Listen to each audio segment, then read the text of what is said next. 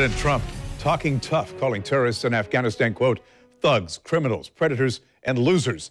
He vows to fight to win, indicating the U.S. will expand its presence in Afghanistan, but offered few specifics as to how we would do so.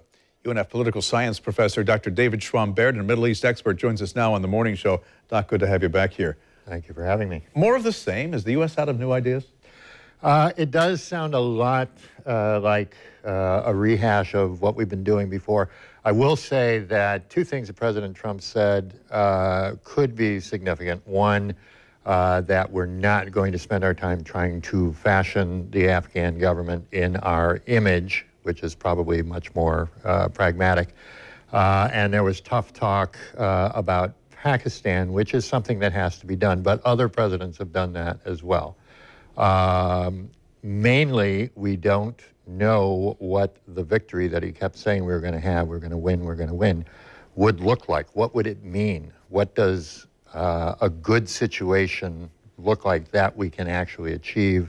What is our exit strategy? It still seems like it's an open-ended commitment. He didn't give details as to how many troops we would be committing, although most of the scuttlebutt coming out of the White House makes it sound like it's going to be between 4,000 and 6,000, which would augment our presence there to somewhere in the neighborhood of 14,000 American troops. The president often speaks in the abstract. Right. As a candidate, he denounced Afghanistan and the situation Right. there as he a said disaster. we should leave. Why making this further commitment now? He is clearly listening to the generals who do not want to abandon the situation now with a weak Afghan army, with a weak Afghan government, and allow the Taliban to spread. And that is a legitimate concern. The question is, what will really make a difference in the long run? The Taliban has been increasing its control over the territory. The Afghan government is increasingly weak, unstable, corrupt, etc. We can want to support the Afghan army as much as we want without clearly defining what's going to look like an acceptable solution and a gainable solution in Afghanistan. It's hard to know if there's ever going to be an end game, if there's ever going to be an exit. You mentioned Pakistan. And this is as much about Pakistan as it is about Afghanistan. It is. And the goal is to pressure Pakistan into stepping up the fight against terrorism. Right.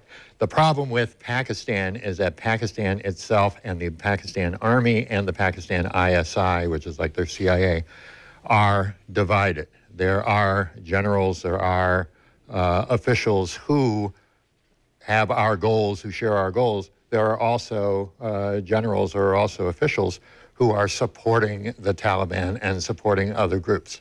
And we have never been able to get them to have a consistent policy that isn't undermining our policy there. And this has been true since the 1980s with the war in Afghanistan against the Soviets.